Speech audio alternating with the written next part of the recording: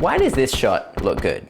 I mean, it could be the lighting, could be the mist filter, or the fact that I spent half an hour setting it up. But I'm gonna say it's the lens. And that lens is the Sony 20mm f1.8G, and it seems like a lot of creators are using it for both long and short form content.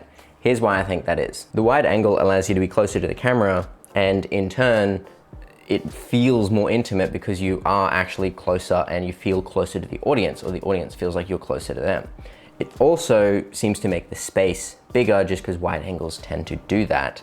So you can make small spaces seem bigger. The f1.8 aperture means you can still get a pretty shallow depth of field at particularly close distances, but also medium distances as well. So it's gonna look a lot more professional or cinematic than a phone video, for example. It's also a good focal length for both full frame and APS-C cameras. Now, this is still on the same camera, but if I was using the FX30 that I have here, that is also APS-C size sensor. So this is what it would look like on that.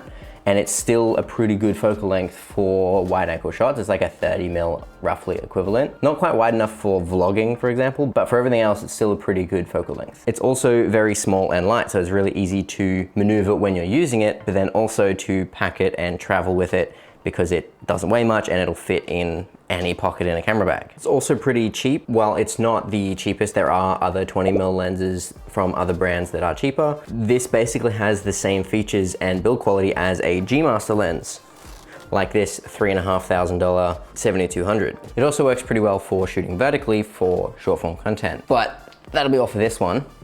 If you're interested in my thoughts on another lens, I made a video about the 24-70 from Sigma a little while ago, so go check that out. But do all the other things, leave some comments, and I'll see you next time. Okay, bye.